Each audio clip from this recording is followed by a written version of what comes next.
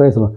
അപ്പോൾ മൂന്നാമത്തെ സഭയായ പെർഗമ സഭയെക്കുറിച്ചാണ് പറഞ്ഞുകൊണ്ടിരിക്കുന്നത്. ഒരു ഭാഗം, ഇത് രണ്ടാം ഭാഗമാണ്. രണ്ടാം ഭാഗവും അവസാനത്തെ ഭാഗവുമാണ്. പെർഗമസ് മൂന്നാമത്തെ സഭാകാലത്തിന് AD 312 മുതൽ 660 വരെയാണ്. അപ്പം മാർട്ടിനെ വിളിച്ചിട്ട് കർത്താവ് കുറച്ചുപേരെ വിളിച്ച് പുറത്തേക്ക് കൊണ്ടുവന്ന് അവരുടെ അനാചാരങ്ങൾക്കെതിരെ സംസാരിച്ചു. ആ കാലത്ത് തന്നെ ദൈവം യഹൂദന്മാരെ ലോകത്തിൻ്റെ വിവിധ ഭാഗങ്ങളിലേക്ക് ചിതറിച്ച് കളഞ്ഞപ്പോൾ അവിടെ ജനം കുറയുകയും വിശ്വാസികൾ കുറയുകയും വീണ്ടും റോമ ഗവൺമെൻറ് അവരെ പീഡിപ്പിക്കുകയും ഉപദ്രവിക്കുകയൊക്കെ ചെയ്തു. ഇങ്ങനെ മാർട്ടിനെ വിളിച്ച് ദൈവത്തിൻ്റെ വചനത്താൽ അപ്പോസ്തലന്മാരിലൂടെ പഠിപ്പിച്ച ഉപദേശത്തിലേക്ക് മടങ്ങിപ്പോകുവാൻ വേണ്ടി പഠിപ്പിച്ചപ്പോൾ പുതിയ സന്ദേശം കേട്ടവർ, വിശ്വസിച്ചവർ ആ കാലത്ത് മാർട്ടിനോട് കുറച്ച് ചേർന്നു. എങ്കിലും കേട്ടതിൽ ഗ്രഹിക്കുവാൻ എല്ലാവർക്കും കഴിഞ്ഞിട്ടില്ല. അതിനാൽ അങ്ങനെ പുറത്തു വന്നവരാണ് അന്ന് മാർട്ടിൻ്റെ കീഴിലുള്ള അക്കാലത്തിൻ്റെ ക്രിസ്തുവിൻ്റെ മണവാട്ടി. ഇതിൽ ചിലർ ആ ദൂതൻ്റെ കാലശേഷം മരണപര്യന്തം വിശ്വസിച്ച് നിന്നവരുമുണ്ട്. എന്നാൽ ചിലർ അപ്പോൾ തന്നെ തിരികെ പോയവരുമുണ്ട്. മാർട്ടിൻ്റെ കാലശേഷം തിരിച്ചു പോയവരുമുണ്ട്. എന്തായാലും മരണപര്യന്തം വിശ്വസിച്ച് നിന്നവരാണ് ആ കാലത്തിൻ്റെ ക്രിസ്തുവിൻ്റെ മണവാട്ടിമാർ.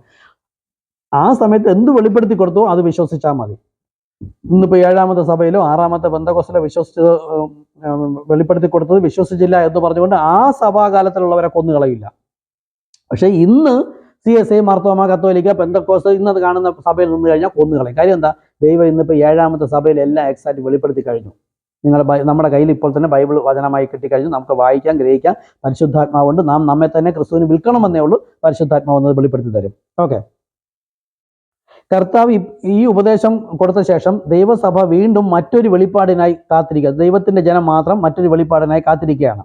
അതുമായി മുന്നോട്ട് പോയിക്കൊണ്ടേയിരിക്കുകയാണ്. എന്നാൽ ഇന്നും അവരത് സ്വീകരിക്കാത്തതിനാൽ കളകൾ തന്നെയാണ്. ആരാണ്? ഈ ശരിയായ ഉപദേശം സ്വീകരിക്കാതെ തെറ്റായ ഉപദേശത്തിൽ വിശ്വസിച്ച് നിൽക്കുന്ന ജനത്തെക്കുറിച്ച് പറയുകയാണ്. ഇന്നും അത് കളകൾ തന്നെയാണ്. യോഹന്നാൻ 8:47 പറയുന്നത്, ദൈവസന്തതിയായവൻ ദൈവവചനം കേൾക്കുന്നു, നിങ്ങളോ ദൈവസന്തതി അല്ലായകയാൽ ദൈവവചനം കേൾക്കുന്നില്ല. സാത്താൻ ഈ കത്തോലിക്ക സഭ, മാർത്തോമ എന്നീ 2 സഭകളിലൂടെയും ഇന്നും ചെയ്യുന്ന ഏറ്റവും വലിയ വചനവിരുദ്ധമായ ഒരു കാര്യമാണ് കർത്താവിൻ്റെ ക്രൂശ് മരണ അടക്ക പുനരുദ്ധാനത്തിലൂടെ നമുക്ക് സൗജന്യമായി ലഭിച്ചിരിക്കുന്ന കൃപയാലുള്ള പാപമോചനം, ആ നീതീകരണം അതിനെ തള്ളിക്കളയുന്നു. അതിനാണ് നീതീകരിക്കപ്പെടുന്നതിന് വേണ്ടിയിട്ട് ശുദ്ധീകരണം നടത്തുന്നതിന് അവർ കുന്തിരിക്കാൻ പോയിക്കുന്നത്. കത്തോലിക്ക കുന്തിരിക്കം പാപയാഗത്തെ, ശരീരത്തെ കാണിക്കുന്നു. അതൊരു തീയിലിട്ടിട്ട് അത് പരിശുദ്ധാത്മാവിൻ്റെ അഗ്നിയാൽ കത്തിച്ച് കളയേണ്ടതാണ്. അതാണ് വെള്ളത്താലും ആത്മാവിനാലും വെള്ളത്താലുള്ള സ്നാനം ലഭിച്ച് ഉയർന്നു വന്ന ശേഷമാണ് പരിശുദ്ധാത്മാവ് വന്നിട്ട് അഗ്നിയാലുള്ള അഭിഷേകം. ഇതെല്ലാം ഈ എല്ലാ തെറ്റായ ഉപദേശങ്ങളെയും വചനവിരുദ്ധമായ രീതികളെല്ലാം കത്തിച്ച് കളഞ്ഞിട്ട് കർത്താവ് പുതിയത് പഠിപ്പിക്കും. ഓക്കെ. അപ്പോൾ അവരിന്നും ധൂപം കാണിക്കുന്നു. എബ്രായ ലേഖനം 10:10-29 വായിച്ചു നോക്കുക. അവിടെ പറയുന്നു, ഒരിക്കലായി എന്നേക്കുമായി യേശുക്രിസ്തു കഴിച്ച ശരീരയാഗത്താൽ അല്ലെങ്കിൽ ആ പാപബലിയാൽ ആ ഇഷ്ടത്താൽ നാം വിശുദ്ധീകരിക്കപ്പെട്ടിരിക്കുന്നു. മാർത്തോമ സഭയും കത്തോലിക്കയിലും ഒരുപാട് അനാചാരമുണ്ട്. മാർട്ടിൻ വന്ന് വിളിച്ച് പുറത്തേക്ക് കൊണ്ടുവന്ന മാർത്തോമ സഭയിൽ കുറച്ച് അനാചാരങ്ങളേ ഉള്ളൂ. ദൈവജനം മാറ്റി കൊണ്ടുവരികയാണ്. അപ്പോൾ 10:29 തുറന്ന എബ്രായ ലേഖനം, ദൈവപുത്രനെ ചവിട്ടിക്കളയുകയും തന്നെ വിശുദ്ധീകരിച്ച നിയമരക്തത്തെ മലിനമെന്ന് നിരൂപിക്കുകയും കൃപയുടെ ആത്മാവിനെ നിന്ദിക്കുകയും ചെയ്യുന്നവൻ എത്ര കഠിനമേറിയ ശിക്ഷയ്ക്ക് പാത്രമാകുമെന്ന് ആലോചിച്ച് നോക്കൂ. ഇന്ന് പെന്തക്കോസ്തലുള്ളവർക്ക് ഈ വചന ബാധകമാണ്. അന്ന് അവർക്ക് വെളിപ്പെടുത്തി കൊടുത്ത സമയത്തുള്ളതാണ്. പക്ഷെ ഇന്നും എങ്ങനെ ബാധകമാവും? ഈ ക്രൂശിലെ യാഗത്തെ ദൈവപുത്രനെ ചവിട്ടിക്കളയാണ്. ക്രൂശിലെ യാഗമല്ല ചെയ്യുന്നത്, രക്തം ചീന്താത്ത ഒരു ബലിയാണ് അവർ ചെയ്യുന്നത്, സ്നാനം. ഇപ്രകാരം അവരിന്നും അത് ചെയ്യുന്നത് വചനവിരുദ്ധമാണ്. സാത്താൻ പുരോഹിതന്മാരിൽ നിന്ന് ഈ വചനം ഇന്നും മറച്ചു വച്ചിരിക്കുന്നു. ഇവിടെ 2ാം മുദ്ര പൊട്ടിക്കുമ്പോൾ യോഹന്നാൻ കാണുന്നത് എന്താണ്? ചുവന്ന കുതിരപ്പുറത്ത് വരുന്ന ഒരു മനുഷ്യൻ. അവൻ അന്യോന്യം കൊല്ലുവാൻ തക്കവണ്ണം ഭൂമിയിൽ നിന്ന് സമാധാനം എടുത്തു കളയേണ്ടതിന് അധികാരവും ലഭിച്ച് ഒരു വലിയ വാൾ കിട്ടി. സാത്താന് വാൾ കിട്ടിയെന്ന്. യേശു വന്നത് വാളും കൊണ്ടാണ്. യേശു വന്നത് ജീവന്റെ വാളാകുന്ന ദൈവത്തിന്റെ വചനം, പിശാച് വന്നത് എതിർ ക്രിസ്തു, ദൈവവചനത്തിന് വിരുദ്ധമായി പഠിപ്പിക്കുന്ന എതിർ ക്രിസ്തുവിന്റെ വാളുമായിട്ടാണ് അവൻ വന്നത്. മനുഷ്യരെ പരസ്പരം കൊല്ലുവാനെന്ന് പറഞ്ഞാൽ മഹോദരകാലത്ത് നടക്കുന്ന കുറച്ച് കാര്യങ്ങളുണ്ട്. ദൈവത്തിന്റെ വചനം വിശ്വസിച്ചിരിക്കുന്നവരെ ദുരുപദേശം പറഞ്ഞ് കൊന്നുകളയുന്നതിന് വേണ്ടി, ജീവനിലേക്ക് പോകാതെ കൊന്നുകളയാനാണ്, മനുഷ്യരെ പരസ്പരം കൊല്ലുന്നതിന് വേണ്ടി അവനൊരു വാൾ കിട്ടി. ദുരുപദേശം ഈ 2ാമത്തെ കുതിരപ്പുറത്ത് വന്നവന് കിട്ടി. ഓക്കെ. അവനോ, ഈ കുതിരപ്പുറത്ത് വന്നവൻ മുൻപ് വന്നവൻ തന്നെയാണ്. ആദ്യം ഒരു ചെറിയ നിക്കോലിയ ഉപദേശവുമായി വന്നവൻ ആരെയും അക്ഷരികമായി കൊന്നില്ല ആ കാലത്ത്.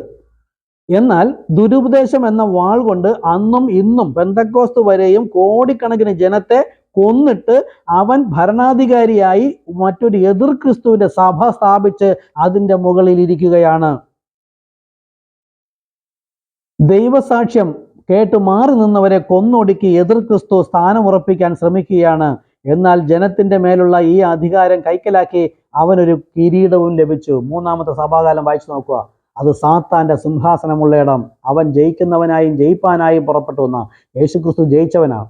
ഈ വെളിപ്പാട് പുസ്തകം 6 പറയുന്നത് യേശുക്രിസ്തു അല്ല, എതിർ ക്രിസ്തു ആണ്. അത് യേശുക്രിസ്തു പഠിപ്പിക്കുന്നവരുണ്ട്, എന്നോട് വാദിച്ചിട്ടുണ്ട് പലരും. ഓക്കെ, ഇന്ന് അതിന്റെ തലപ്പത്തിരിക്കുന്നതാണ് പോപ്പ്, വിക്കാരി ഓഫ് ഫില്ലിന്റെ.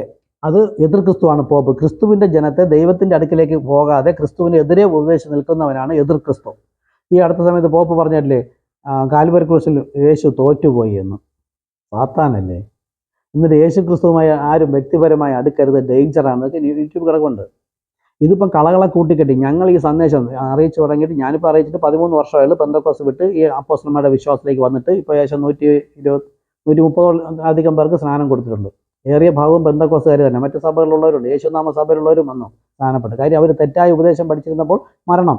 നമുക്ക് ഏദൻ തോട്ടത്ത് ഒരു വചനം തെറ്റായി വ്യാഖ്യാനിച്ച് പഠിച്ച് വിശ്വസിച്ചപ്പോഴാണ് ഇന്നു വരെയും മരണം കടന്നു വരുന്നെങ്കിൽ ഈ സഭകൾ ശരിയായ എത്രയോ വചനം തള്ളിക്കളയുന്നു. മരണമല്ലേ. ഓക്കെ, അപ്പോൾ മൂന്നാമത്തെ സഭാകാലത്തിൽ മാർട്ടിനെ വിളിച്ചുകൊണ്ട് ദൈവം പുറത്തേക്ക് വന്നു. മർത്തോമ എന്നൊരു സഭ മൂന്നാമത്തെ സഭാകാലത്ത് തുടങ്ങി.